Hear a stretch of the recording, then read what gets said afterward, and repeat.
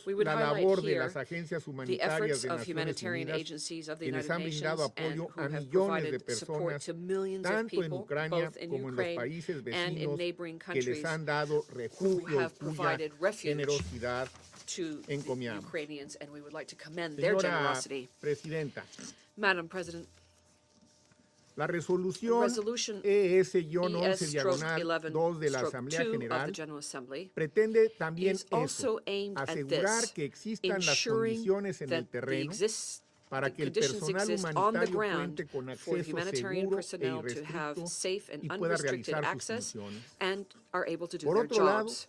también Also, hemos seguido con we have followed preocupación with el concern aumento en el flujo de armas the increase hacia in the flow Ucrania. of weapons La proliferación de towards armas Ukraine. The puede proliferation resultar of weapons en una could end up mayor incidencia de leading violencia to entre la greater población violence civil amongst the y civilian si llegan a population. las manos And incorrectas, if these weapons dar fall into the pie wrong a hands, it could otras also give violaciones del way derecho to other internacional y de los violations of derechos international humanos. law and Es human rights. preciso evaluar hasta It's qué necessary punto to estas puedan evaluate llegar a to representar what un extent agravante these weapons para la may situación ultimately humanitaria en el end up país. exacerbating the humanitarian Ciertamente situation in the country. deploramos el uso de armas Clearly, we explosivas y deplore de the use municiones en of racimo en zonas explosive urbanas. weapons and Se cluster debe poner munitions fin in urban al uso zones. de este An end tipo should be de put to armas. this kind of weapon Señora usage. Presidenta, Madam President, finalmente, finally, las prioridades para México ante Mexico's este conflicto priorities han vis-a-vis sido this y conflict seguirán have been siendo and will la continue to protección be de the civiles, protection of la civilians, ayuda humanitaria y humanitarian el aid, respeto al and derecho respect of internacional, international law, incluidos el derecho including internacional humanitario international y el humanitarian derecho law de los refugiados. and the rights of Urge refugees. un It cese is inmediato de urgent las to have an immediate hostilidades cessation of y en tanto este hostilities, se logra, urgen and if that is pausas achieved, it's humanitarias necessary sostenibles in the que meantime to garanticen have la pauses, protección de sustainable civiles humanitarian pauses y to el guarantee acceso de la protection of ayuda civilians and humanitaria. access to humanitarian aid. Reiteramos una vez We más once again que reiterate la ayuda that humanitaria humanitarian no assistance puede ser rehén cannot de be consideraciones políticas.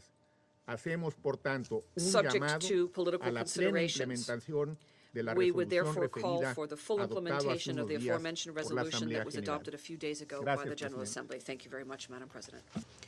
I thank the representative of Mexico for their statement. I give the floor to Her Excellency Ms. Wendy Sherman, Deputy Secretary of State of the United States of America. Thank you, Madam President, for welcoming me to represent the United States at the Security Council today. And thank you, Assistant Secretary Masua and Executive Director Beasley, and welcome Deputy Executive of the WFP, Abdullah, for your briefings today. And of course, I welcome the Ambassador from Ukraine.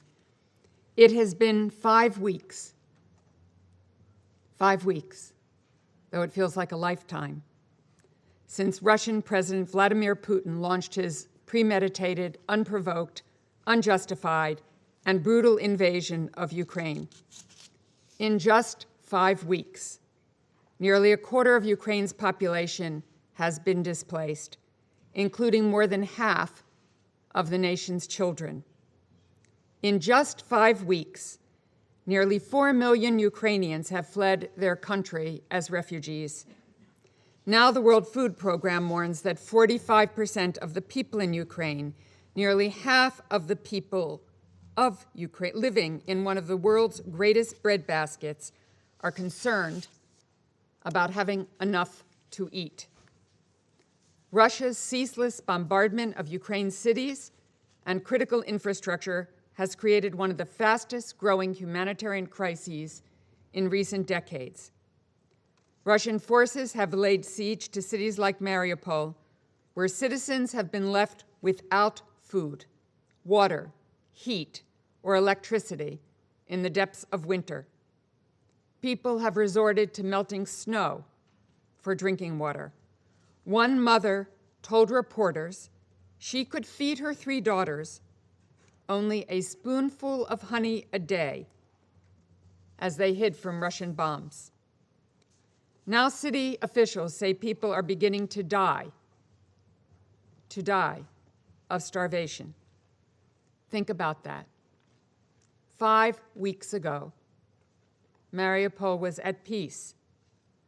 It was, in fact, a bustling port city, a grain exporter that helped feed the world. Today, its residents are dying because of President Putin's war of choice. The impacts of Putin's war are being felt far beyond Ukraine's borders as well, with some of the most immediate and dangerous implications for global food security. As has been said, Ukraine and Russia are both major agricultural producers. 30% of the world's wheat exports typically come from the Black Sea region, as does 20% of the world's corn and 75% of sunflower oil. But Russia has bombed at least 3 civilian ships carrying goods from Black Sea ports to the rest of the world, including one chartered by an agribusiness company. The Russian Navy is blocking access to Ukraine's ports, essentially cutting off exports of grain. They're reportedly preventing approximately 94 ships carrying food for the world market from reaching the Mediterranean. It's no wonder many shippers are now hesitant to send vessels into the Black Sea, even to Russian ports, given the danger posed by Russian forces. Russian missiles and bombs have damaged and destroyed Ukrainian airports, rail lines, train stations, and highways that are critical for getting humanitarian aid to those who need it and for exporting wheat, corn, and other commodities. Ukrainian Foreign Minister Kuleba has told his counterparts that Russia is actively targeting grain silos and food storage facilities. All of these actions by Russia are creating a food crisis in Ukraine and well beyond Ukraine's borders. Already, food prices are skyrocketing in low and in middle-income countries as Russia chokes off Ukrainian exports. Across the Middle East and Africa, already high prices for staple commodities, including wheat, have risen between 20 and 50% so far this year. We are particularly concerned about countries like Lebanon, Pakistan, Libya, Tunisia, Yemen, and Morocco, which rely heavily on Ukrainian imports to feed their populations. The world, as we have heard, was already facing a food security crisis well before Russia's invasion of Ukraine. The COVID-19 pandemic and the resulting economic crisis pushed millions of families into poverty. Countries around the world are grappling with drought and other disasters made worse by climate change. As we heard from Executive Director Beasley, the World Food Program is already feeding 138 million people in more than 80 countries, from Ethiopia to Afghanistan, South Sudan to Yemen, Nigeria to Syria. But now, Putin's war is driving up the costs of providing food assistance, and the Food and Agricultural Organization, FAO, estimates that as many as 13 million more people worldwide may be pushed into food insecurity as a result of Russia's invasion of Ukraine. Many of you have heard the Russian government blame U.S., allied, and partner sanctions for increasing food costs around the world. But the facts, colleagues, are clear. Sanctions aren't preventing grain from leaving Ukraine's ports. Putin's war is. And Russia's own food and agricultural exports are not under sanction by the U.S. or by our allies and partners. The responsibility for waging war on Ukraine and for the war's effects on global food security falls solely on President Putin. The international community must come together to meet this moment, to provide food, water, shelter, and medicine for the Ukrainian people, to support Ukraine's neighbors who have taken in millions of refugees, and to bolster global food security and protect the world's most vulnerable from hunger as a result of Putin's war. The United States is committed to doing our part to ease the human suffering caused by this war in Ukraine and elsewhere around the world. Last week, President Biden announced that the United States is prepared to provide more than $1 billion in new humanitarian assistance for the Ukrainian people, those fleeing to neighboring countries and those around the world feeling the effects of Putin's war, including rising food insecurity. The United States is also committed to provide more than $11 billion over the next 5 years to address food security and nutrition needs around the world, including in countries where food prices are rising as a result of Putin's invasion of Ukraine. But the fact remains that so long as Putin continues his war, so long as Russian forces continue to bombard Ukrainian cities and block aid convoys, so long as besieged civilians are unable to get to safety, this humanitarian crisis will only get worse in Ukraine, for the Russian people, and around the world. Russia must abide by its obligations under international humanitarian law on the protection of civilians, including those who are fleeing conflict and those who are providing humanitarian assistance. We hope, we really hope, that President Putin will commit seriously to the peace talks underway. But we are focused on what Russian forces do, not what Russia says, not what Putin says. And ultimately, the only way to end this humanitarian catastrophe is through a durable ceasefire and the complete withdrawal of Russian forces from Ukrainian territory and away from Ukraine's borders. That decision, like the decision to begin this unprovoked, unjustified war in the first place, lies with one man, and one man only. Vladimir Putin started this war.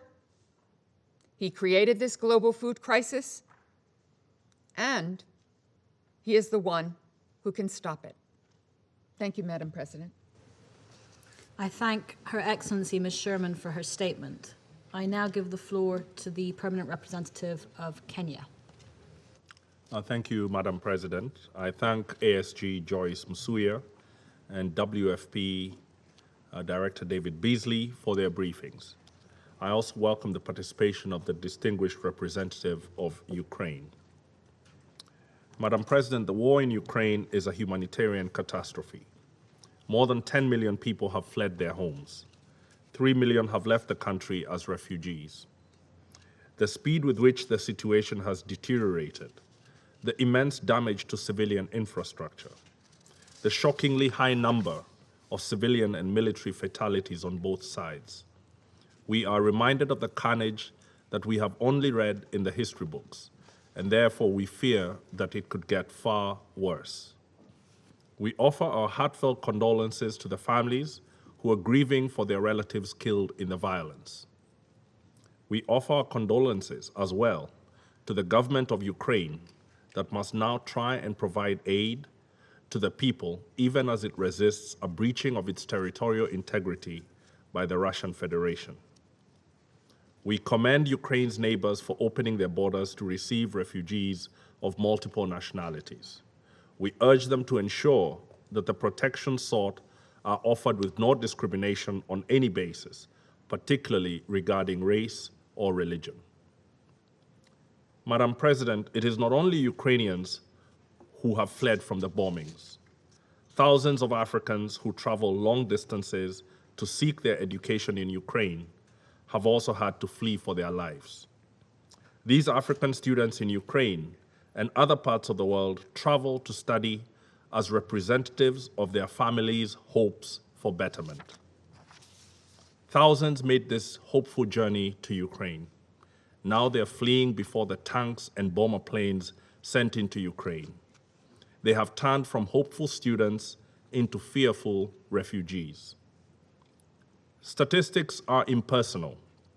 They flattered the human experience. But a humanitarian crisis is human-sized. It is 1 million individual lives shattered by fear and violence. Our delegation spoke to Corinne Sky, a Zimbabwean-born student doctor at Nipro Medical Institute.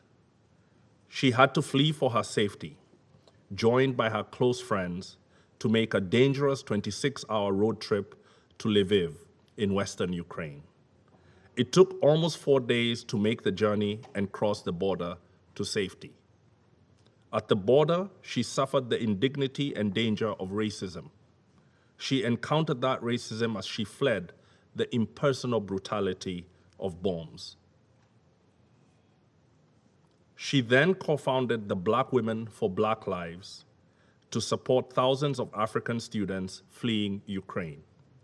They have raised funds, gotten word out, and assisted many who, like them, were fleeing from the conflict.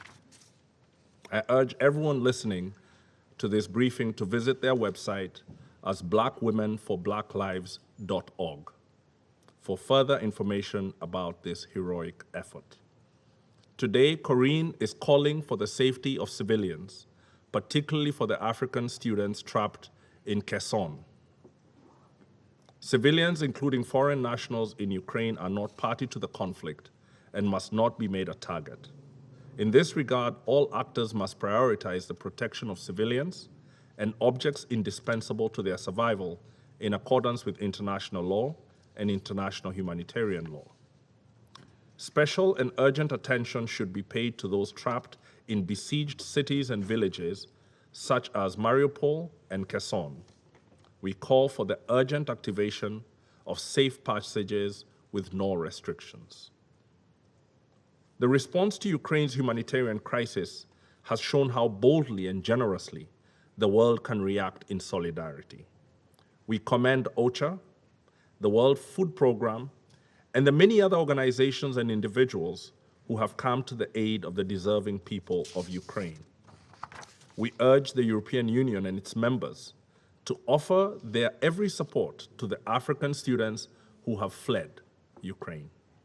It seems eminently doable that those who have been students in Ukrainian institutions should receive or can receive offers to further their education in other countries, as well as the mental health and material support that they need.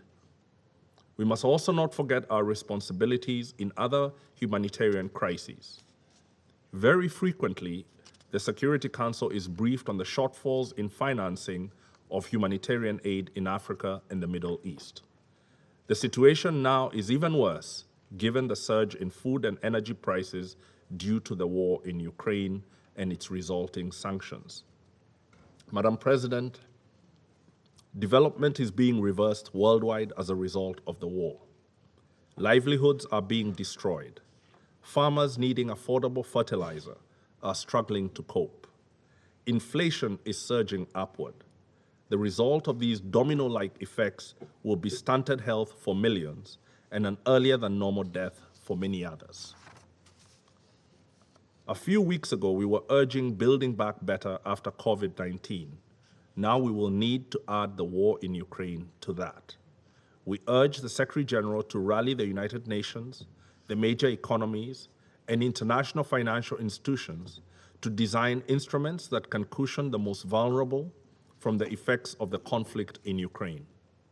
Lacking such action, the solidarity required will eventually suffer from the rising inequalities and economic calamities. Madam President, in the final telling, the most humane action that can be undertaken is a cessation of hostilities.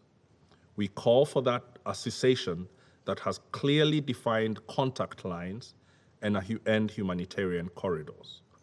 The cessation of hostilities should set the foundations for a lasting peace settlement that respects the sovereignty, territorial integrity, and political independence of Ukraine. It should also lead to the design of a European security order that offers lasting security and not a generation of new wars in Europe. I thank you. I thank the representative of Kenya for their statement. I now give the floor to the representative of Ireland. Thank you very much, Madam President, and I'd like to thank Executive Director David Beasley, Amr Abdullah, and Assistant Secretary General Joyce Musa for updating this Council on the humanitarian catastrophe that is engulfing the people of Ukraine. I also wanted to welcome our dear colleague from Ukraine amongst us this afternoon. The grim realities that have been shared with us in the last minutes starkly demonstrate the human misery caused by this senseless and unlawful war. And the roll call of devastation caused by Russia's war goes on. Daily, we are witnessing the devastating humanitarian impacts of Russia's use of explosive weapons in populated areas. At least 1,100 civilian deaths have now been confirmed by the UN, including over 100 children. And we all know at this table that the real figure is likely to be far higher. Numbers speak for themselves. Over 3.9 million refugees have fled for their lives from Russia's invasion. 6.5 million people have been displaced within Ukraine's own borders, desperately sheltering from a war with diminishing resources and little to no access to basic needs. We are deeply concerned regarding the increasing vulnerabilities of IDPs and refugees as this war continues. Reported so-called deportations, or quite frankly abductions, where Ukrainian citizens are taken forcibly across the border and into Russia, are simply horrifying. We are also troubled by the activities of human traffickers, to whom this war offers optimal conditions to prey on fleeing women and children. I say it again, we condemn in the strongest terms acts of sexual and gender-based violence against women and violence against children, which have been reported by humanitarian organizations. This is particularly unconscionable and, frankly, ranks amongst the other horrors being faced by Ukrainian citizens. There can be no impunity for those responsible. We are being warned of an emerging child protection crisis as the numbers of unaccompanied and separated children rises. We have a responsibility to heed those warnings. We once again call on the Russian Federation to uphold their obligations under international law, including international humanitarian law, to allow full, safe, and unhindered humanitarian access for humanitarian personnel in order for them to reach those in need. The Russian Federation must also allow all those seeking to leave Ukraine to do so safely to destinations of their own choosing. Truth is, only the Russian Federation can prevent further deterioration of the humanitarian situation it has caused. President, with the world facing a looming hunger crisis, we see now that the consequences of this senseless war are being felt far beyond Ukraine's sovereign borders. This unjustified war is already having a multiplier effect on food and nutrition insecurity, compounding other challenges, droughts, floods, and conflict elsewhere that were already increasing prices and squeezing supply chains. The Russian Federation is one of the world's biggest grain producers, and in waging an unprovoked war against another major producer, is pushing up the price of staples, putting even a loaf of bread out of the reach of those living on the edge of survival. In addition, cruelly, Ukrainian farmers are now prevented by war from planting, harvesting, and exporting grain. Future harvests are therefore already lost, with longer-term consequences for global food security. As we've heard, this war has already greatly impacted the ability of the WFP itself to meet hunger needs, materially and financially, right around the world. President, we were warned that 2022 was set to be a year of catastrophic hunger. Now, this senseless war has all but confirmed that ugly catastrophe. As if we needed reminding, this war brings the connection between conflict and hunger into stark relief. Lives are being lost due to the food insecurity caused by this war, and even if it were to end right now, this afternoon, it will still result in lives lost from hunger into the future. President, the war has raged for 5 long weeks, 5 weeks of destruction, bombardment, loss of life, loss of hope. What is not lost is our solidarity with the Ukrainian people. That remains steadfast and it remains resolute. The international community and this Council must not be numbed to the ongoing tragedy in Ukraine.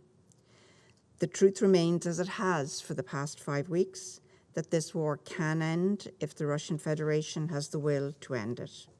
People trapped in need of aid in besieged cities can be reached. Life-saving aid can be delivered through safe humanitarian access. Further flows of desperate, vulnerable refugees can be prevented. Countless lives can be saved, but only if the war ends. Only if hostilities cease and Russia ends its aggression, complies with obligations under international law. only if the Russian Federation withdraws all forces unconditionally from the entirety of the sovereign territory of Ukraine. We call again on the Russian Federation to do the right thing, to end this war, to remember diplomacy, to engage in genuine dialogue in good faith, and to restore peace in Ukraine. I continue to believe it's never too late to do the right thing. Thank you, President. I thank the representative of Ireland for their statement. I give the floor to the representative of the Russian Federation. Спасибо, госпожа председатель. Thank you, Madam President. Благодарим сегодняшних We thank бриферов. today's briefers. Сегодня мы услышали, Today we heard и, наверное, and еще will услышим likely hear once again множество призывов к many calls гуманитарному for a перемирию, humanitarian truce, предоставлению providing гумдоступа, humanitarian access, гумпаузам и humanitarian гумкоридорам. pauses, and humanitarian corridors. Вчера с соответствующими инициативами Yesterday, выступил such генеральный секретарь initiatives were Гутерреш. advanced by Secretary General Antonio Коллеги, Guterres. сложно не Colleagues, поразиться it is вашей hard not to marvel at your непоследовательности. Далее, чем в inconsistency. прошлую Just среду, то last есть меньше Wednesday, недели назад, less than a week ago, большинство из вас the отвергло majority of you наш проект rejected our гуманитарной draft резолюции Совета humanitarian Безопасности, resolution in the Council, обязательной для which исполнения would have всеми been binding сторонами, on all с parties and конкретным which списком contained шагов, a которые specific list должны of быть steps to предприняты be для undertaken to unblock the work разблокировки работы of гуманитарных humanitarian агентств, в agencies, первую очередь на primarily in востоке the east Украины. of Ukraine.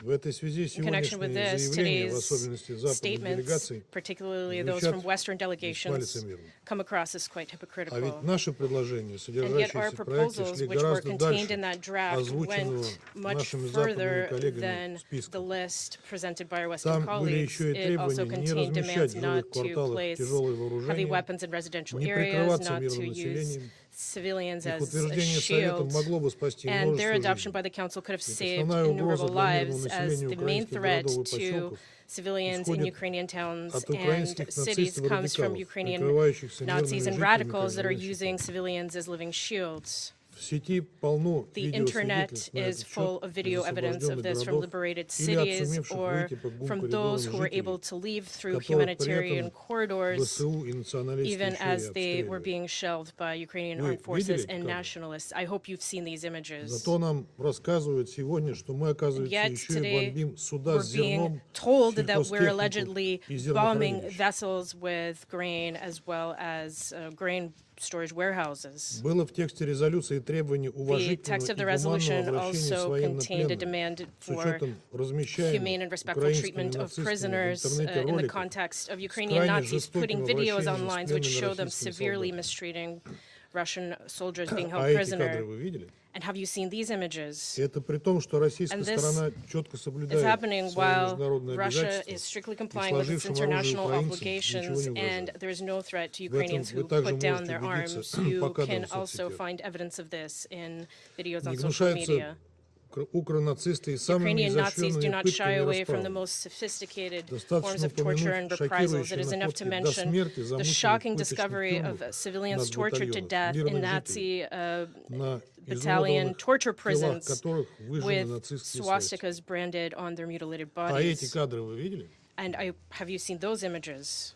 В контексте столь жесткого, In the жестокого context обращения of украинскими such радикалами и cruel спецслужбами со treatment своими by гражданами, у нас Ukrainian возникает radicals and серьезное special опасение services of their own в связи citizens. с We have осуществляемой serious киевским concerns режимом regarding the физической measures зачистки being taken неугодных by лидеров Kiev to physically общественного eliminate мнения. undesirable public opinion В leaders. своем письме от 21 In марта мы our уже letter официально from March информировали 21st, Совет we о officially похищении службы informed the безопасности Council Украины гражданской about the активистки abduction Елены by the Бережной, security services of Ukraine of civil activist Yelena которая Berezhnaya, участвовала во who встречах Совета took Безопасности. part in council О ее meetings. судьбе до сих пор ничего не There is известно. still no information on her С тех fate. пор аналогичные Since сообщения then, поступили в similar отношении reports have been Василия received Волга, regarding Vasily Volga, украинского a Ukrainian оппозиционного opposition политика, лидера партии politician, «Союз левых сил», leader of the Union of Left Forces Party, политолога Дмитрия political Джангирова, scientist Dmitry Jangirov, оппозиционного opposition политолога political Юрия Дудкина, scientist Yuri Dudkin, журналиста и публициста journalist Дмитрия and Скворцова, publicist Dmitry Skvortsov, историка и historian публичного деятеля and Александра public Карелина, figure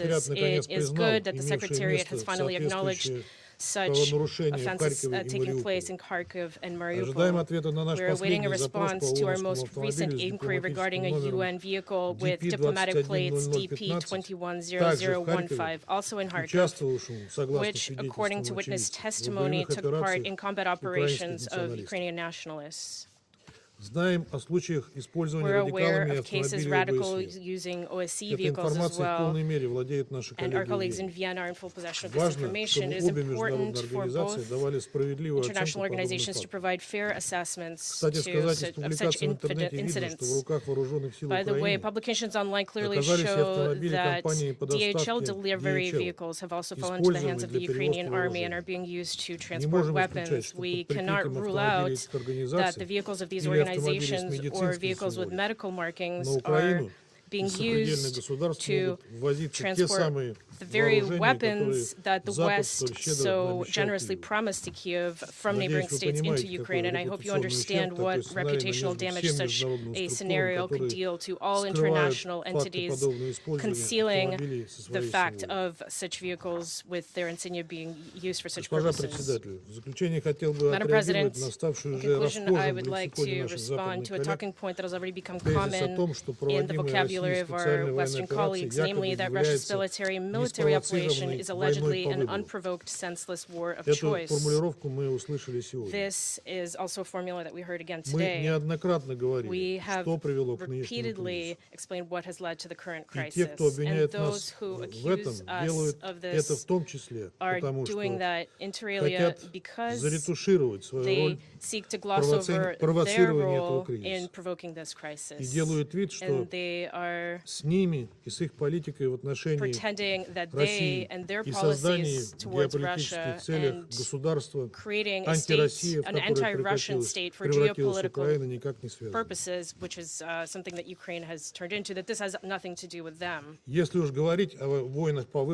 we are going to talk about wars of choice, then let's recall the U.S. aggression against Yugoslavia, Iraq, Libya, Afghanistan, Syria, and the Vietnam War.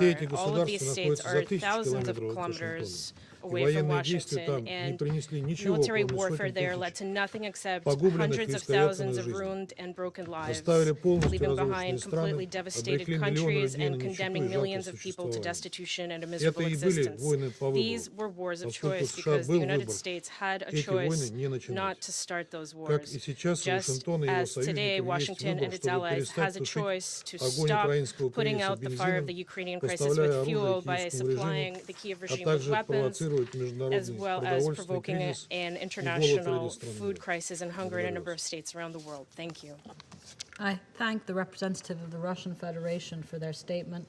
I now give the floor to the representative of Norway. Thank you, President. We thank the briefers for their sobering accounts of the situation on the ground. Russia's war against Ukraine represents a blatant violation of international law and the very principles of the UN Charter. Russia's war is causing the largest humanitarian crisis in Europe since the Second World War.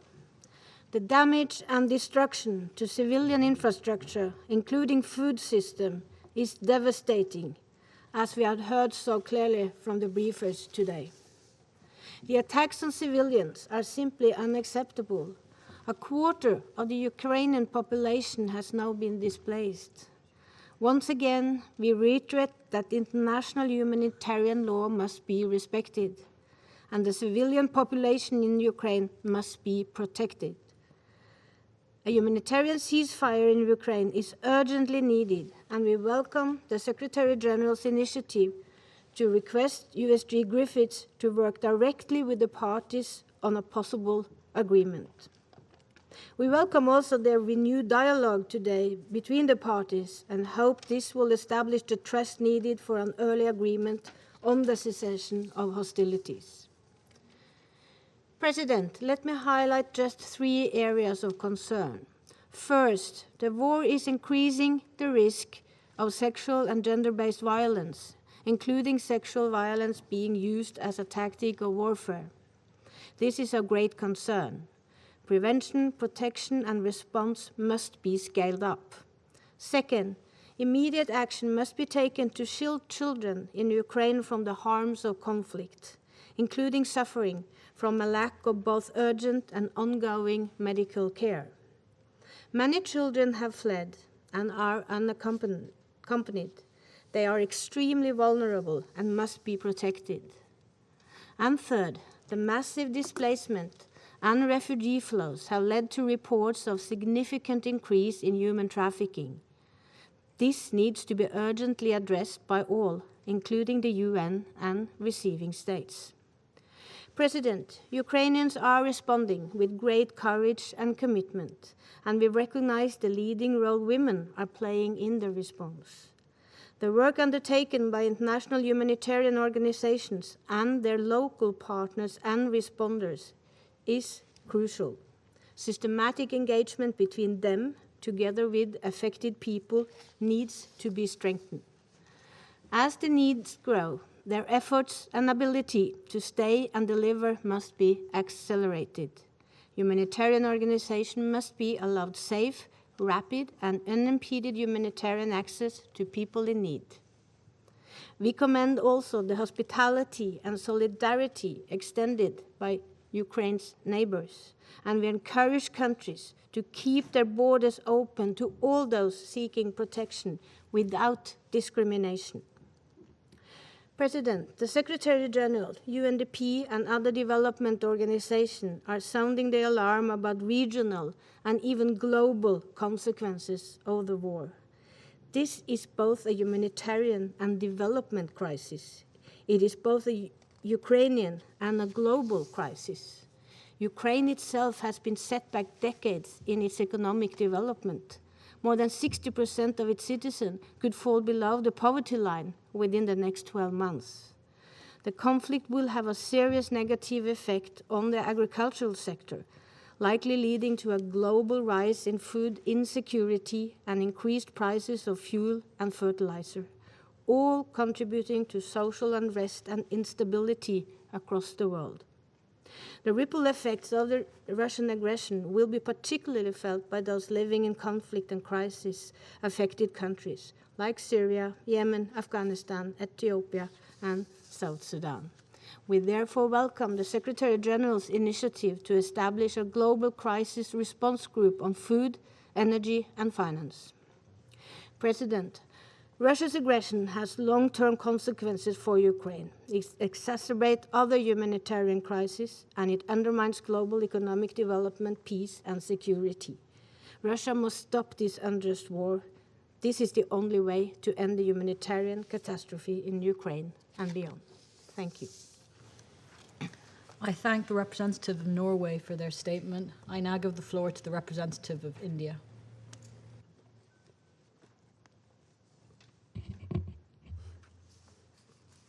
Thank you, Madam President. Let me begin by thanking Assistant Secretary General Joyce Msuya and the World Food Programme Executive Director David Beasley for their briefings on the humanitarian situation in Ukraine. India remains deeply concerned at the ongoing situation, which continues to deteriorate since the beginning of the hostilities. We reiterate our call for unimpeded humanitarian access to areas of armed conflict in Ukraine.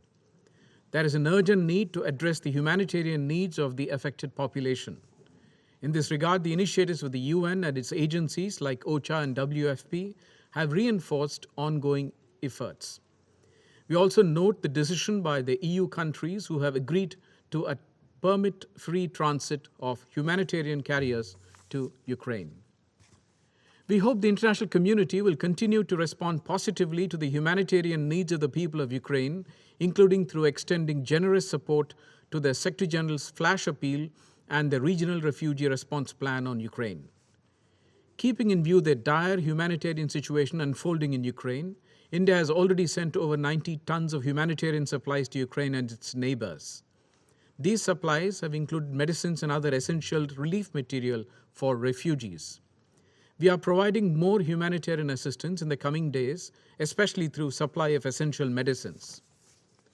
Allow me to underscore that it is important that humanitarian action is always guided by the principles of humanitarian assistance, which is humanity, neutrality, impartiality, and independence, embedded as they are at the heart of UN guiding principles of humanitarian assistance.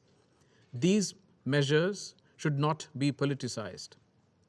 The conflict is already having an impact on the global economy, especially on many developing countries, including through disruption of supply chains. Its adverse impact on energy and commodity prices is evident. We reiterate our call for immediate cessation of hostilities across Ukraine. Our Prime Minister on several occasions has reiterated this and emphasized that there is no other option but the path of dialogue and diplomacy. We continue to emphasize that the global order is anchored in international law, the UN Charter, and respect for the territorial integrity and sovereignty of states. We call for purposeful engagement by both sides in the ongoing talks. We hope that an understanding could be reached soon. It is clearly in our collective interest to find a solution that can provide for immediate de-escalation of tensions aimed at securing long-term peace and stability in the region and beyond. I thank you. I thank the representative of India for their statement. I now give the floor to the representative of Ghana. Thank you, Madam President. I'd like to begin by thanking the Assistant Secretary General for Humanitarian Affairs and Deputy Emergency Relief Coordinator Joyce Musia and the Executive Director of the World Food Programme, David Beasley, for their briefings. I also welcome the participation in this meeting of the representative of Ukraine. Madam President, almost a week after the General Assembly voted in a landmark resolution with an unequivocal call for the immediate cessation of hostilities and the return to the path of dialogue and diplomacy, the signs on the ground are yet to reflect the sentiments of the international community for an early improvement in the humanitarian situation in Ukraine. The call for an unconditional and immediate ceasefire and for the withdrawal of all the invading troops from the internationally recognized borders of Ukraine are critical to save lives and prevent further devastation to the Ukrainian people. It remains fundamental to addressing the worsening humanitarian conditions.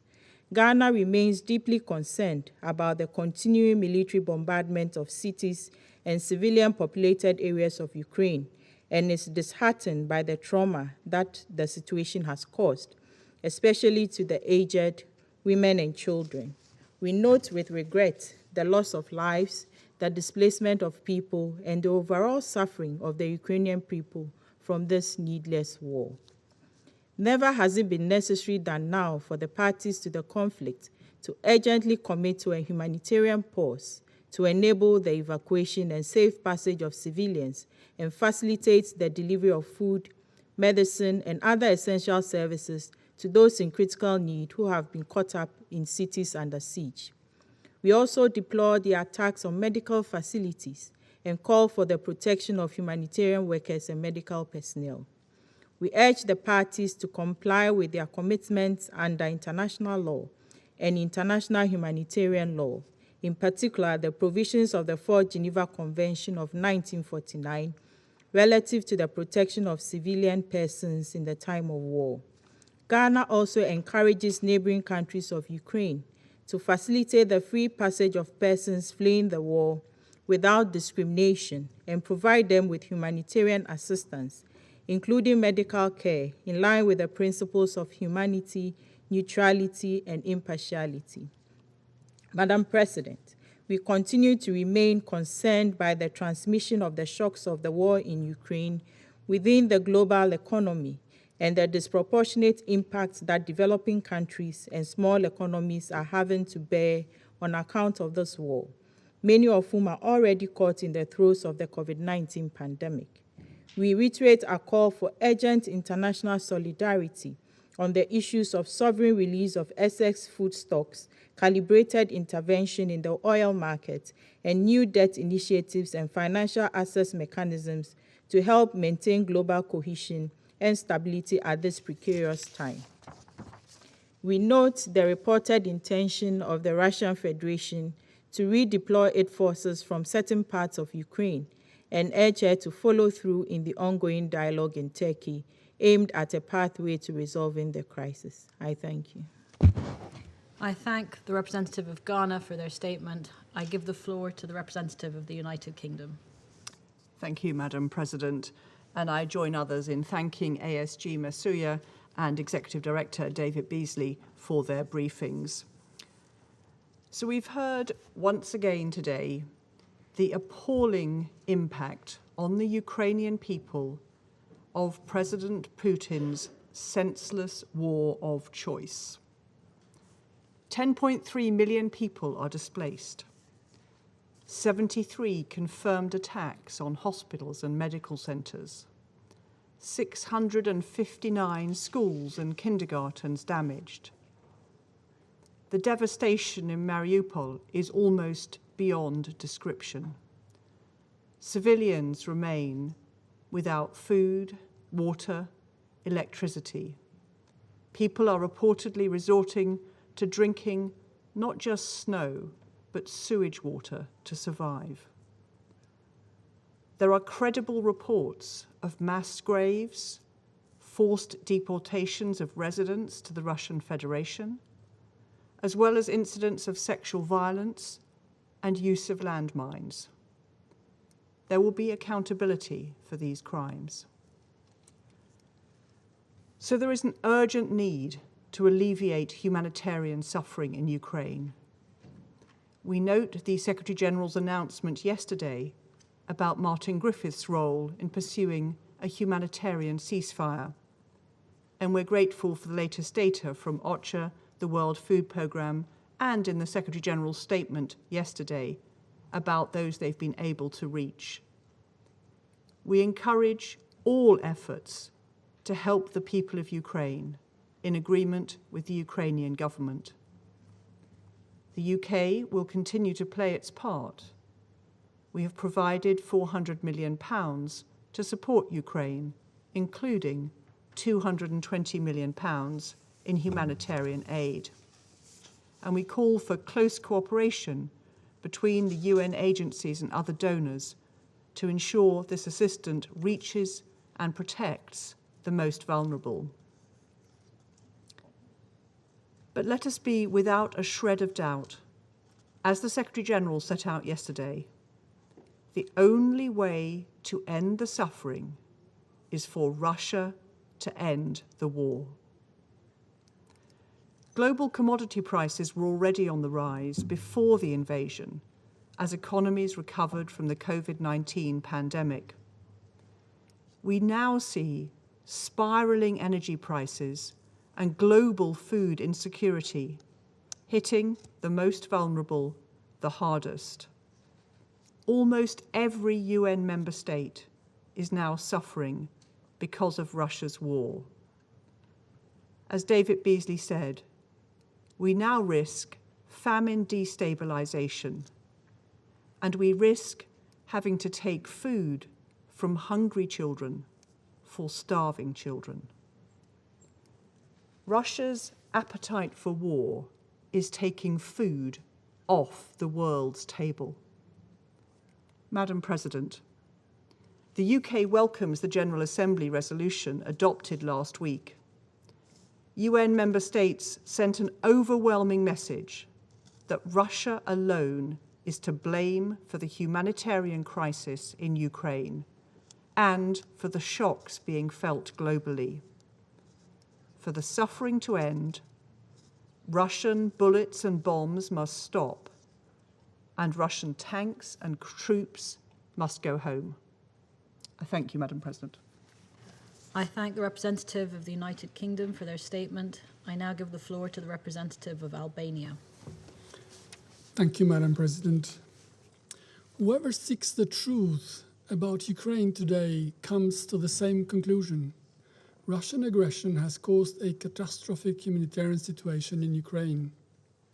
It must end and give negotiations not just a chance, but the real place, with an immediate nationwide ceasefire as 140 UN member states asked for just last week. Unfortunately, as we speak, people are still being killed. Dear colleagues, at the end of World War II, some 40 million people had been displaced from their homes. In Ukraine, only after 5 weeks, a quarter of the country's population of 44 million have been displaced by the Russian aggression. We were told repeatedly that this war does not concern civilians, but actually it has become mainly a war between the Russian army and Ukrainian civilian people, including women and children. Mariupol, savagely battered into rubble and reduced to ashes, symbolizes the extreme brutality of the Russian invasion. In the words of the mayor of the city, Russian aim is to wipe the city off the face of the earth along with its inhabitants. There is a legal definition for this despicable practice. We know it by history records. Cruelty inflicts untold damage and pain, but it never prevails. It did not during World War II. It did not during the 3 long years of siege of Sarajevo and during the genocide in Srebrenica. It did not during the horrible massacres and massive ethnic cleansing in Kosovo.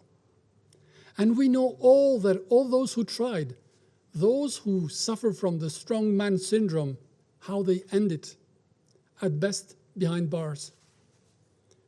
Bombing schools, hospitals, commercial centers, theaters and cinemas with modern weapons has killed many and terrified many more, but it has not demoralized nor broken Ukrainians. Instead, it has marked the Russian failure and it has sealed its humiliation. Ukrainians are not fighting to survive, but to win, and they will. Dear colleagues, no propaganda can beat facts. Half of the entire children of the country of 44 million are displaced. Nearly 4,500 residential buildings, over 9 factories and enterprises, more than 650 educational establishments, 74 healthcare institutions have been damaged or destroyed in Ukraine. In Kharkiv alone, more than 1,000 houses have been destroyed by Russia. This extensive damage is not only the consequence, it is in fact the real aim of the aggressor. Unable to occupy the country, it is simply destroying it. Dear colleagues, the Russian invasion of Ukraine has caused major implications for food security across the world, as UN reports confirm it. It is inflicting severe challenges to developing countries. This comes when 2022 is believed to become a year of catastrophic hunger, with more than 44 million people in 38 countries on the edge of famine, and overall global needs for humanitarian assistance are higher than ever. People in conflict areas fear dying of war. Now they fear dying of hunger as well. This is another consequence of Russia's war. Dear colleagues, troubling facts confirm that Russia has replaced the right of information with the freedom of disinformation. Novaya Gazeta, one of the largest independent investigative newspapers in Russia, led by Nobel Prize winner Dmitry Muratov, announced that it was forced to halt publication after being issued a warning from the government. You cannot tell the truth, they were told. You cannot speak of war. How many times have we heard in the most ridiculous posture that Ukrainians are inflicting all this to themselves? This is what Russians are told relentlessly, now in an almost closed-circuit information system. How masochist would they be, those Ukrainians, if it weren't for a simple fact? They have been aggressed in their home and they are fighting to defend it. Total information blackout will keep Russians into darkness, burying them into a parallel and distorted reality through propaganda, until mothers start looking for their missing boys. Dear colleagues, UN human rights team in Ukraine have received information about mass graves in the besieged city of Mariupol. Other horrors will soon be unearthed. Everything must be done to ensure accountability of every war crime committed in Ukraine. The group of Friends on Accountability Following the Aggression in Ukraine, recently established, will support all efforts to gather evidence and document the atrocities of the war. Madam President, let me end with a reality check. Now we know Russia wanted all Ukraine. It learned the hard way it cannot and will not get it. Now it wants to divide it and grab a part. This must not be tolerated.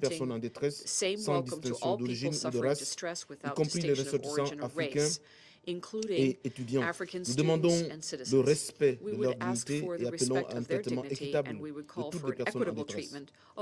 Nous appelons à nouveau les belligérants à respecter les dispositions du droit international humanitaire, notamment les conventions de Genève de 1949 et leur protocole additionnel, à garantir le respect et la protection de l'ensemble du personnel médical et des agents humanitaires. Nous appelons les parties à s'engager pour l'ouverture des couloirs humanitaires sécurisés et appelons à l'arrêt immédiat des hostilités. Chers collègues, le combat ne doit pas cesser par faute de combattants, comme dirait l'écrivain français Pierre Corneille. As the Mais il French devra writer cesser Pierre parce Corneille que would say. nous nous The fight mobiliserons should stop pour because we trouver un mobilize to accord find an à la agreement dimension des enjeux which is in humanitaires, keeping with what is at politiques et stake sécuritaires de in the l'ensemble des political, protagonistes. humanitarian, and Mon security pays est arenas for attentif all of aux the protagonists. négociations qui se poursuivent My country actuellement is very entre les attentive parties, to the notamment à negotiations which are Istanbul, taking et place espère qu'elles currently between aboutiront the à parties court in terme Istanbul and à un hope cessez-le-feu that they will lead to afin de a créer ceasefire le in the climat de short term confiance and in et the de long mettre term en to place create la a calmie climate of nécessaire confidence à l'expression de to la bring diplomatie. about the calm which is Nous appelons necessary les for belligérants diplomacy to et work. toutes les parties We à call s'engager on all the résolument warring parties and dans un all dialogue parties constructif involved to en vue de trouver be une issue resolute à la crise in qui their prévaut. quest Je for vous a remercie. political solution to the crisis and a way out of the war. Thank you. I thank the representative of Gabon for their statement. I now give the floor to the representative of Brazil. Thank you very much, Madam President. Let me start by thanking the briefers, ASG Msuya and Executive Director Beasley, for their presentations, and most of all, for the tireless efforts of both OCHA and the WFP in helping to alleviate the humanitarian situation in Ukraine.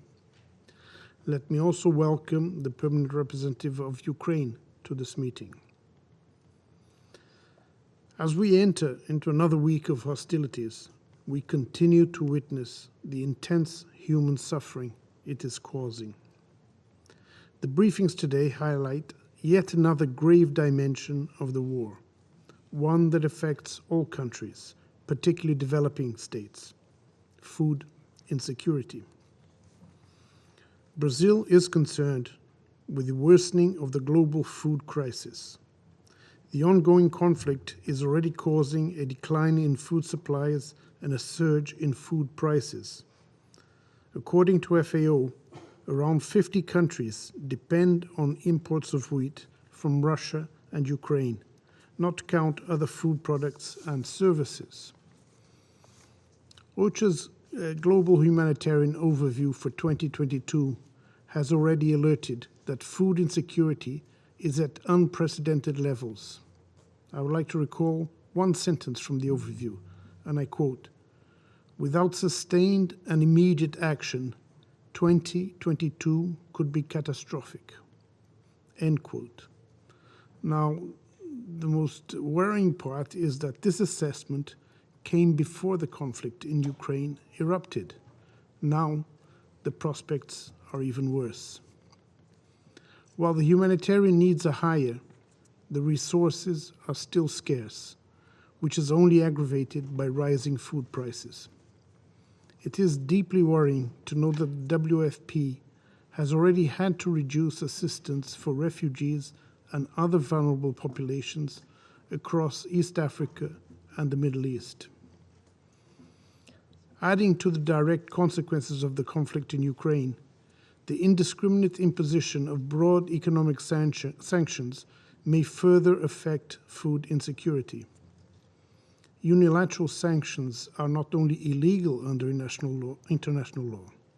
As currently applied, they jeopardize access to products that are essential to the survival of a large portion of the world's population. In the end, they tend to be heavily detrimental to developing countries, while some developed countries can protect their interests and guarantee the well-being of their own population through sustained funds during the next years. Madam President, the General Assembly has recently adopted a resolution about the humanitarian situation in Ukraine with the support of Brazil. In our explanation of vote, we highlighted that the General Assembly could not become a bystander of the shocking images from the conflict and the desperation of civilians trapped in the battlefield. Neither can the Security Council. As the main UN organ with primary responsibility for the maintenance of international peace and security, the Security Council has the mandate and the responsibility to address the situation in an effective manner. We should strive to create the conditions for increased dialogue on practical measures to minimize human suffering in Ukraine. Civilians wishing to flee the hostilities must be able to do so in safety, and those who decide to stay cannot become targets of attacks. In the same vein, parties must grant safe passage to relief consignments to those in need. Excuse me.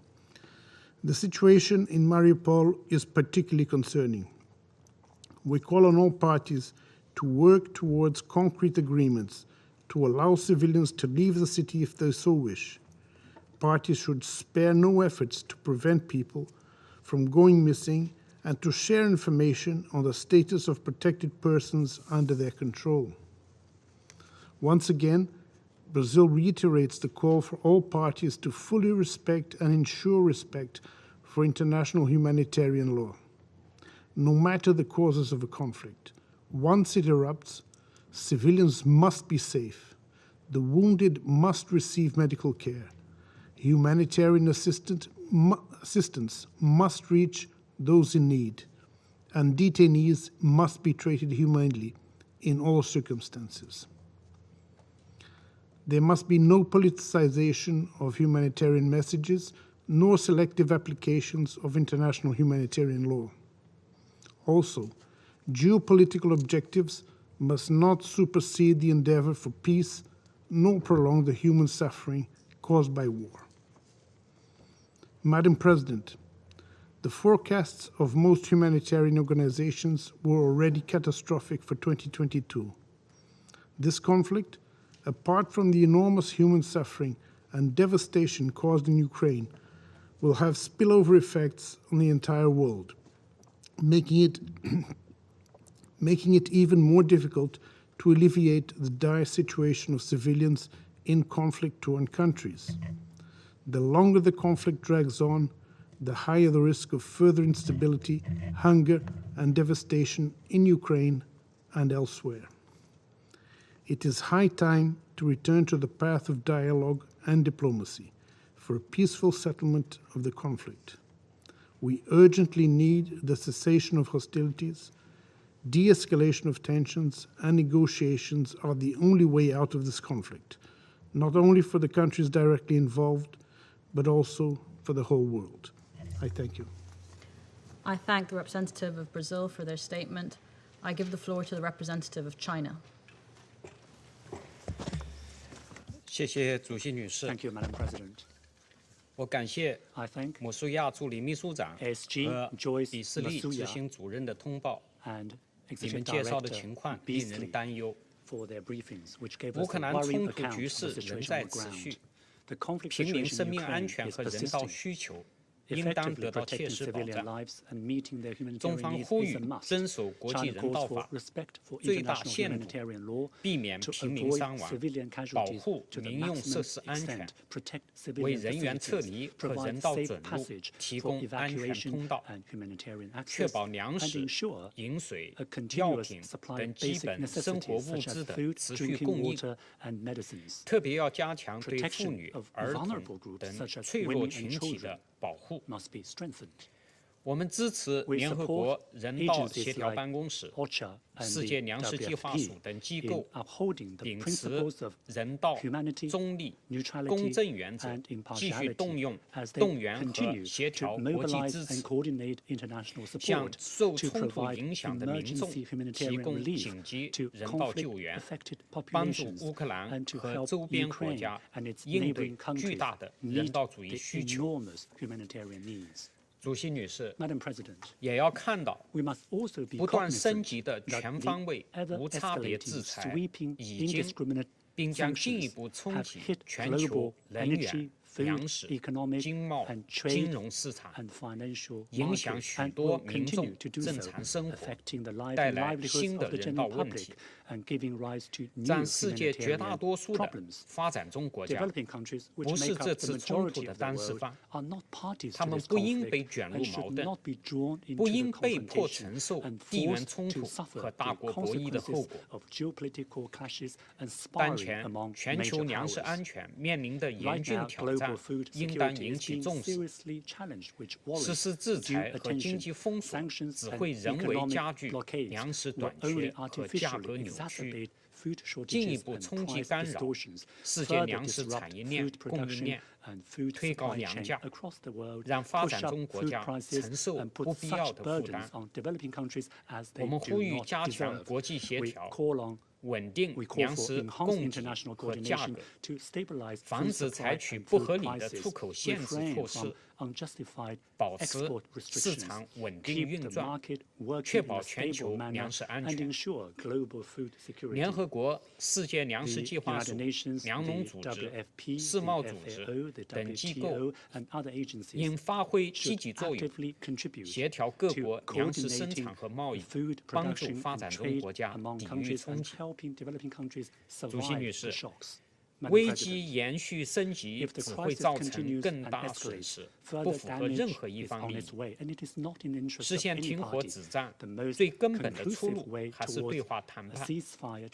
国际社会应当鼓励和支持俄罗斯、乌克兰继续展开直接谈判，直到谈出结果，谈出和平。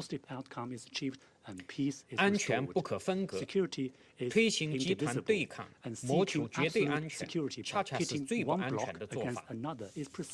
美国、北约和欧盟也应同俄罗斯开展对话，照顾所有各方的合理安全关切，通过对话谈判构建均衡、有效、可持续的地区安全构架。中方将继续为缓和局势、化解危机做出努力，发挥建设性作用。谢谢主席女士。I thank the representative of China for their statement. I shall now make a statement in my capacity as the representative of the United Arab Emirates. I thank both the Assistant Secretary General for Humanitarian Affairs, Ms. Joyce Msuya, and the Executive Director of the World Food Programme, Mr. David Beasley, for their valuable briefings. Each meeting and briefing that we hold on the deteriorating humanitarian situation in Ukraine underscores the war's devastating impact on the lives of civilians and the failure of the international community to alleviate their suffering. We are deeply concerned by the increasing casualties, destruction, and damage to civilian infrastructure. In particular, we deplore the rate of displacement, which has seen nearly a quarter of Ukraine's population, more than 10 million IDPs and refugees, most of whom are women and children, flee their homes in just 1 month of fighting. We reiterate the importance of an immediate cessation of all hostilities throughout Ukraine. We also welcome yesterday's request from the UN Secretary-General that Martin Griffiths work with the parties involved to explore the possibility of humanitarian ceasefire in Ukraine. And we were pleased to hear today from OCHA that there was a positive response on both sides. We strongly support aid agencies as they uphold the principles of humanity, neutrality, impartiality, and independence, and as they coordinate with all parties to ensure safe and unhindered access for humanitarian workers. In light of the dire situation, the UAE believes that it is important to focus on the following key points in order to help those in need most effectively. First, we commend the role of humanitarian organizations and OCHA in rapidly responding under extreme pressure to the needs of civilians. Their efforts during the conflict have made it possible to provide aid to nearly 1 million people. We also commend the push to develop an integrated system of aid operations throughout the country. We support OCHA's efforts to create a humanitarian notification mechanism for the safe delivery of aid. We would also like to see work done building on the UN's coordination with Ukraine and the Russian Federation, which led to humanitarian convoys delivering aid to Sumy and most recently Kharkiv. Second, the UAE reiterates the importance of all parties complying with international humanitarian law, especially to protect civilians, limit military operations to exclusively military objectives, and take all precautionary measures. We stress the need for keeping lines of communication open between all parties to coordinate the safe delivery of aid in a practical and effective manner, as well as following through on proposals for the dignified treatment of the dead so they can be identified, have their families informed, and their bodies returned on all sides. We further emphasize the importance of securing temporary ceasefire agreements in specific areas to allow civilians to evacuate to safety, to securely deliver aid to civilians in need, and to ensure the protection of humanitarian workers. Third, we call for intensifying diplomatic contacts between the two parties to find a peaceful solution, and we fully support all mediation efforts in this regard. We took note of the positive reports from the talks conducted in Istanbul today, as well as other ongoing mediation efforts. It is our sincere hope that they will lead to a diplomatic solution. In this context, we also stress the important role of women in conflict resolution and peace negotiations, including here, to ensure their sustainability and durability. We should all be alarmed by the WFP's briefing today. As they note, Ukraine and Russia together are a critical breadbasket for the world. The rising food insecurity is wreaking havoc on pandemic recovery, particularly for developing, least developed, and small island developing states. In the Middle East and Africa, the conflict jeopardizes significant sources of wheat, including for many countries on this Council's agenda. This could lead to further unrest and instability around the world. In conclusion, the UAE reaffirms its commitments to the humanitarian response, which we have contributed to both bilaterally and through the UN's Flash Humanitarian Appeal. We also reiterate the importance of constructive Security Council engagement towards alleviating the humanitarian crisis in Ukraine and more broadly to help encourage the urgent diplomatic resolution of this conflict. I now resume my function as President of this Council, and Her Excellency Ms. Wendy Sherman, Deputy Secretary of State of the United States of America, has asked for the floor to make a further statement. I give her the floor. Thank you very much, and thank you for giving me this opportunity today. I much appreciate it, Madam President. I feel that I must make 4 critical points. First, I want to be clear that the conflict that is being suffered by the Ukrainian people is not about the Russian Federation versus the West. 140 countries just last week spoke in support of ending this conflict and the need to end this humanitarian crisis. 141 countries supported the initial resolution in the UN General Assembly to say that this invasion by Russia should stop. So with all due respect, Mr. Ambassador, this is not about Russia versus the West. This is about the support of the UN Charter and the principles of sovereignty, territorial integrity, and the right of all countries, to choose their political orientation and their foreign policy. Second, I myself was engaged directly with Russian counterparts to find a peaceful way forward to meet the concerns of the Russian Federation. I sat opposite Russian counterparts and put on the table many options to address the concerns. We provided, as does NATO, a paper of very specific ways in which we could address reciprocally and mutually security concerns. President Putin chose an invasion, not diplomacy. Third, with all due respect, Mr. Ambassador, as a Jewish American, I cannot help but say this is not about Nazis in Ukraine.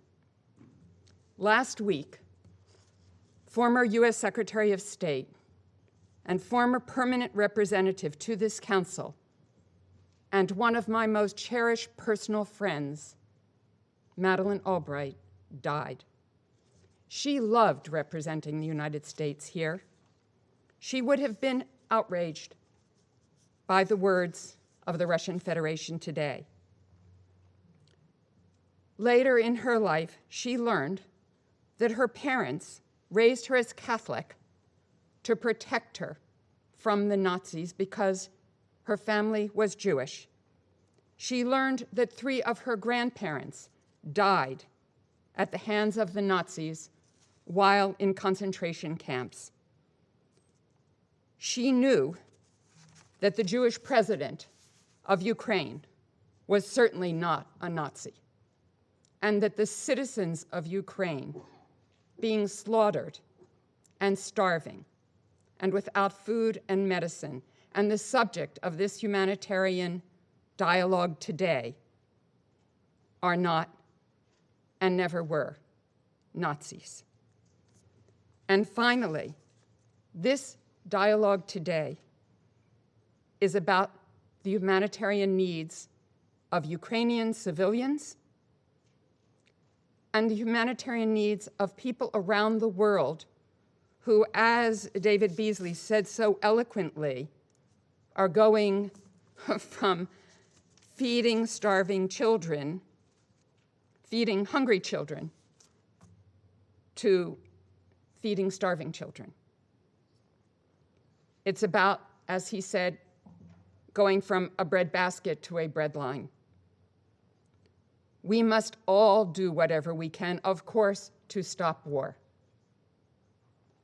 But there is an easy choice here, and it is a choice that can be made today in Istanbul by President Putin, and that is to stop the war. So let us all, over 140 countries around the world, continue to stand with Ukraine. Thank you. I thank Her Excellency Ms. Sherman for her statement, and I'd like to give the floor to the representative of the Russian Federation who has asked to make a further statement. I give them the floor. Thank you, Madam President. I'd like to respond to the statement of Ms. Sherman. I won't comment on the part about your participation in the negotiations. Of course, you're very well informed about this, much better so than I or my colleagues are, but because the negotiations did not succeed, then perhaps you fell short in some way in this area, and perhaps you should have worked better and should have proposed more, made more serious proposals, but now we are where we are. And I'd like to comment on your words regarding Nazism in Ukraine. It has already become a common excuse when people say that the Ukrainian president is Jewish, so he can't be a Nazi. I won't try to convince you of the opposite, I'll just cite some facts. What do you think? You know who Stepan Bandera was? And Roman Shukhevich. You know how many things these people did that were harmful, that were bad for humanity. These were people who collaborated with Nazis, who took part in the killings of Poles, of Jews, of Russians, of Ukrainians. And if you have any doubts, ask the Polish people about this, not Polish politicians, but the ordinary people. I've worked in Poland for 3 years, and I'm very well aware of how they view Bandera there. Well, Bandera and Shukhevich are national heroes of Ukraine. And the national battalions in their insignia have Nazi symbols. Recently, NATO had to delete a portrait of a Ukrainian woman from its official page because there was a Nazi symbol on her uniform. Of course, it doesn't mean anything if you just have these symbols. Of course, it doesn't mean anything if your military tortures people and brands military Nazi symbols on their bodies. You don't consider that to be Nazism. And if the president of a country considers the national hero of a country to be someone who fought alongside Hitler, killing Jews, Poles, Russians, and Ukrainians, well, apparently, from your point of view, this doesn't mean anything as well, but we see things otherwise, and so do the majority of the people in Russia and Ukraine. Thank you. I thank the representative of the Russian Federation for their statement. I now give the floor to the representative of Ukraine.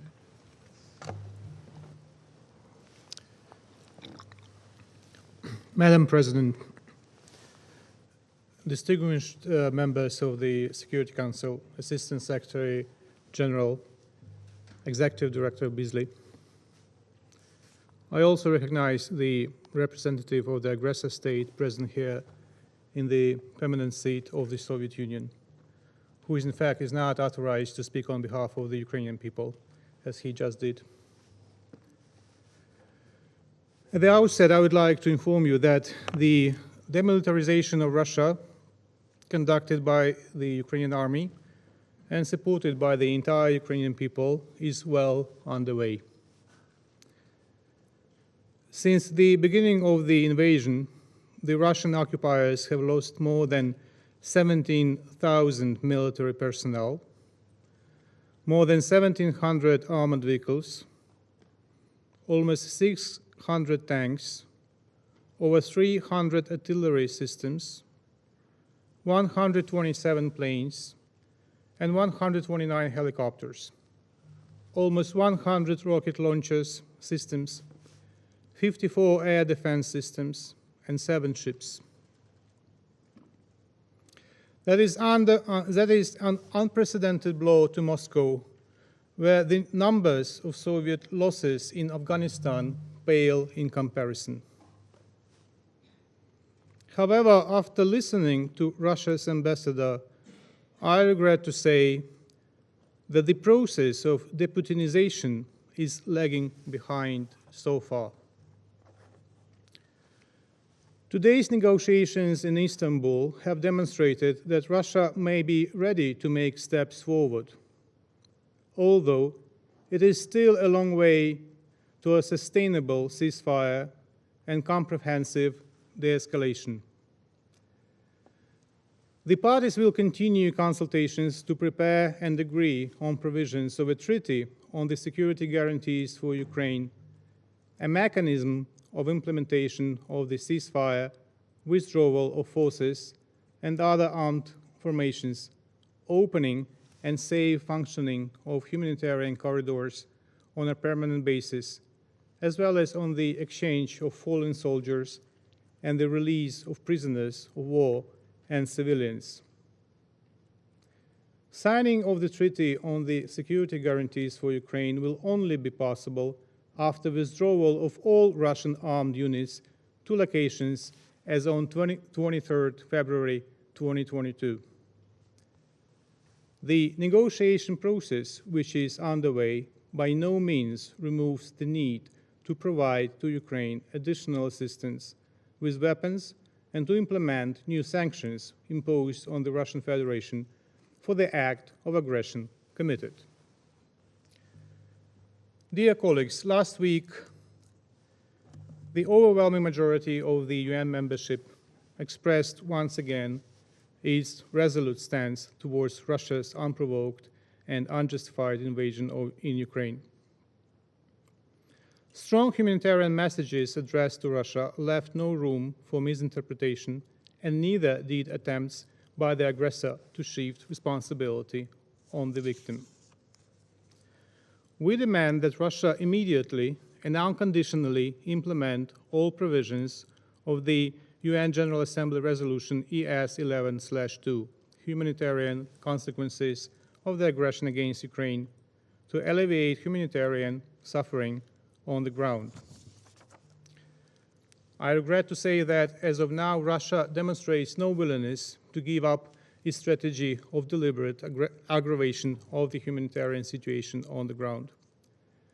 There is a clear nexus between the hard security, the humanitarian situation, and food security with regard to the Russian war against Ukraine. After the failure of its initial plan for Blitzkrieg, Russian troops have proceeded to Plan B.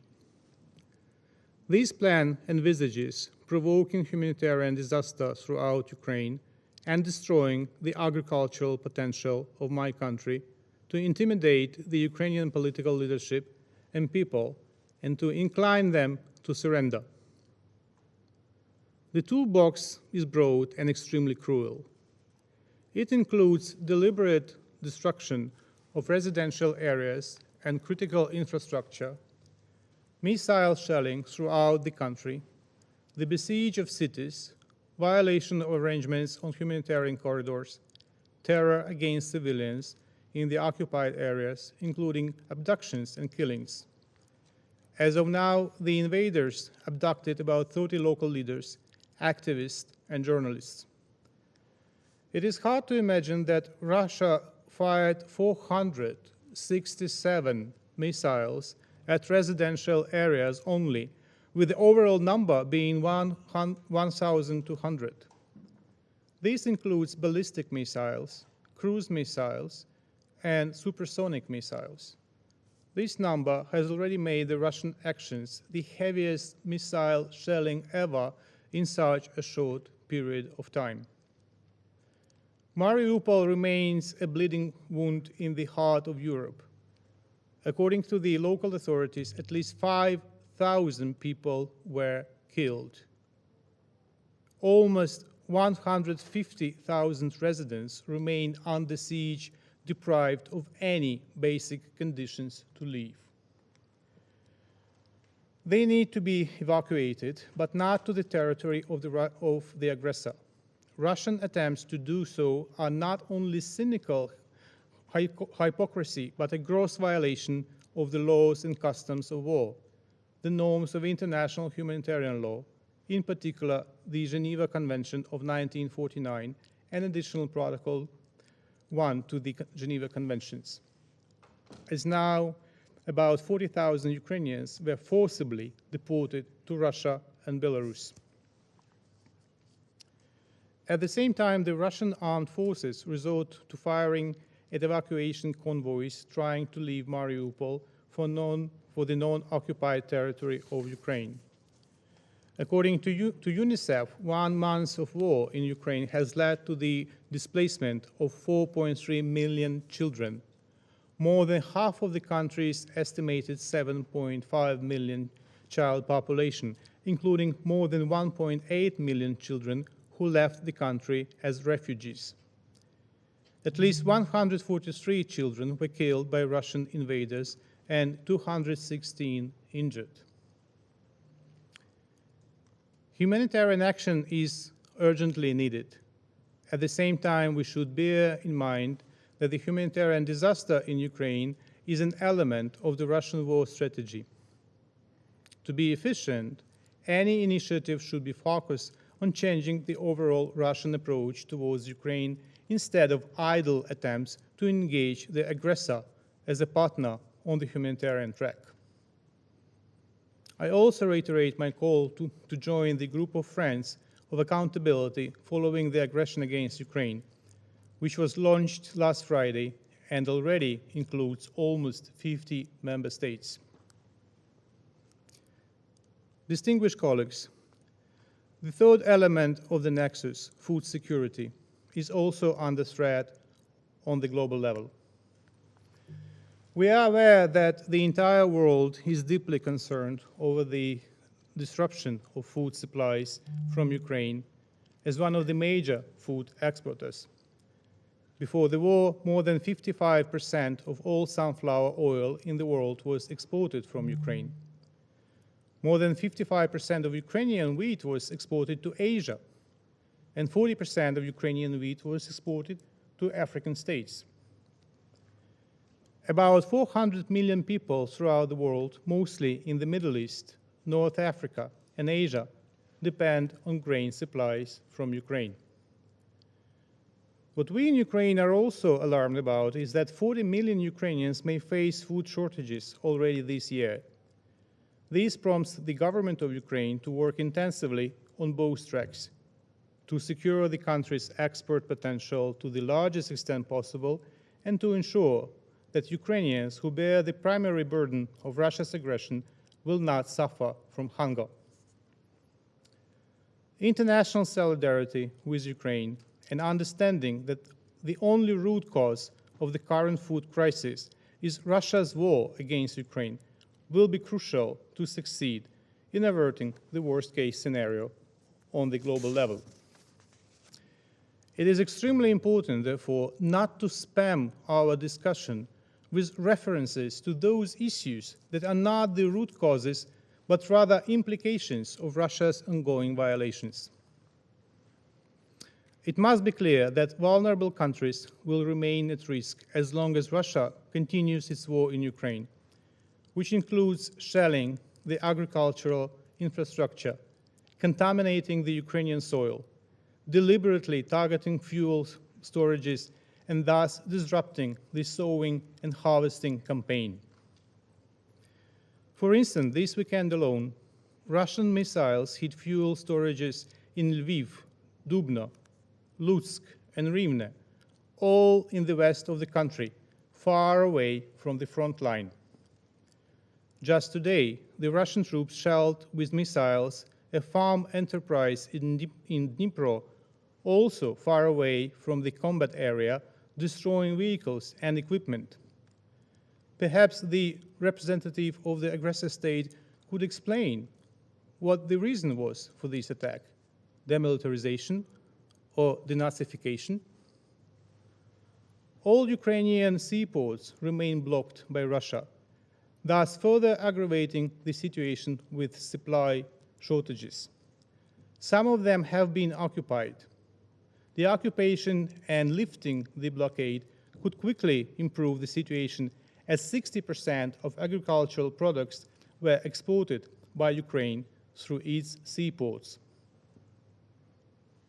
Under these extraordinary circumstances, the government of Ukraine takes comprehensive measures to respond to food security challenges. The sowing campaign is due to start on 70% of agricultural lands. The government has also launched an interest-free loan program for farmers to strengthen their capabilities against the backdrop of the war.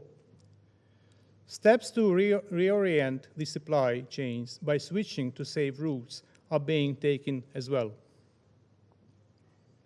We are ready to discuss the food security issues in detail with all interested actors.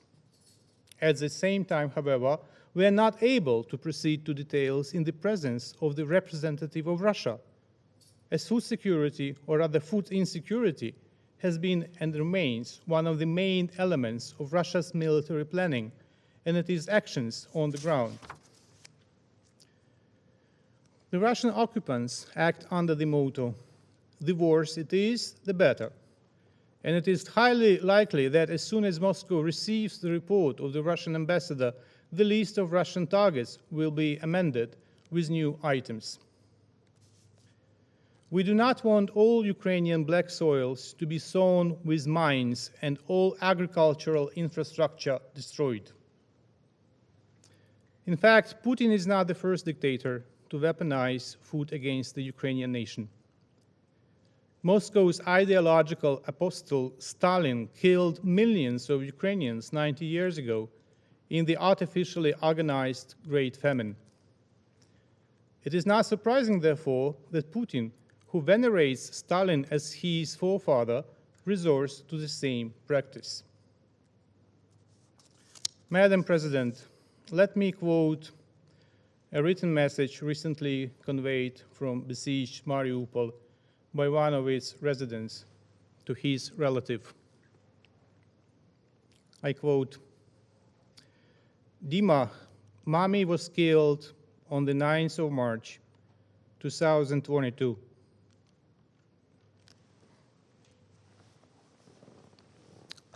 She died very quickly. Then the house was burned down. Dima, forgive me that I did not protect her.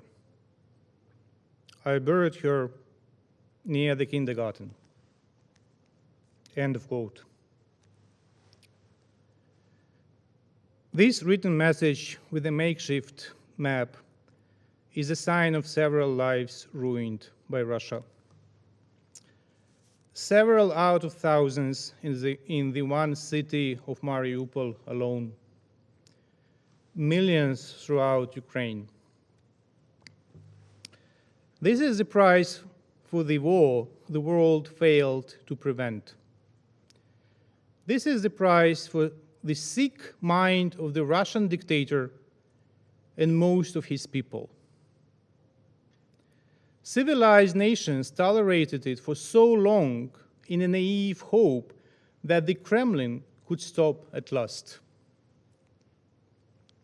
In the meantime, Russian society continues to remain in denial. However, as it happened after the defeat of Nazism, when its supporters were taken to the sites of Holocaust to break their denial and to open their eyes wide, the time will come when the supporters of Putinism will be taken to Ukrainian cities and villages, burned to the ground, to the mass graves of thousands of Ukrainians killed by the Russian invaders. I will conclude with quoting from today's video address of my president. I start the quote. "The signals we hear from the negotiations can be called positive. But these signals do not drown out the ruptures of Russian shells. Ukrainians have already learned during these 34 days of invasion and over the past 8 years of the war in Donbass that only a concrete result can be trusted." End of quote. And the lies poured out on us here like slop by Putin's representative is a vivid confirmation of this. I thank you.